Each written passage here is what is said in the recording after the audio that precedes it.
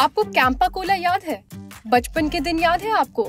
जरा गौर से याद कीजिए बचपन के उन दिनों में जब आप अपने मोहल्ले के किराने की दुकान पर जाते थे और कैंपा कोला खरीदते थे। लेकिन फिर आई कोका कोला और पेप्सी। इन दोनों ब्रांड्स ने कैंपा कोला का मार्केट खा लिया और कैंपा कोला दुकानों से गायब हो गई। लेकिन अब आपको फिर से बचपन की याद आने वाली है, क्योंकि फिर से आ रही है कैंपा कोला। मुकेश अंबानी की रिलायंस कंज्यूमर प्रोडक्ट्स लिमिटेड ने फिर से कैंपा कोला को लॉन्च करने की घोषणा की है। शुरुआत में कैंपा कोला, कैंपा लेमन और कैंपा ऑरेंज को बाजार में उतारा जाएगा। कंपनी ने इसे द ग्रेट इंडियन टेस्ट का नाम दिया है।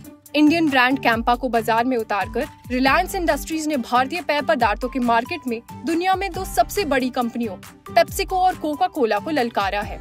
मार्केट के जानकारों का अनुमान है कि कैंपा सीधे तौर पर पेप्सिको और कोका कोला को बाजार में सेंध लगाएगी। रिलायंस का कहना है कि भारत में अपनी खुद की रिटेल चेन के दम पर रिलायंस इन दिग्गज कंपनियों का मुकाबला करने को तैयार है। 200, 500 और 600 मिलीलीटर के पैक के अलावा कंपनी 1 और 2 लीटर के घरेलू पैक में भी कैंपा पेश करेगी। लेकिन आज हम आपको ये भी बताएंगे कि कैंपा कोला का इतिहास क्या है।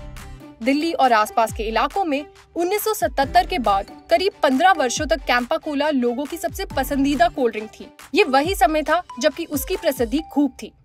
उस समय देश भर में इसके करीब 50 बॉटलिंग प्लांट थे।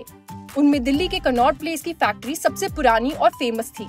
कंपनी की दिल्ली में ही मोती नगर की जो फैक्ट्री थी वो सबसे बड़ी थी।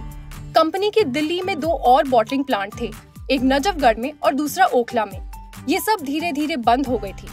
लेकिन अब कैंपा को रिलायंस ने खरीद लिया है, तो हो जाइए तैयार बचपन की यादों में फिर से खो जाने के लिए।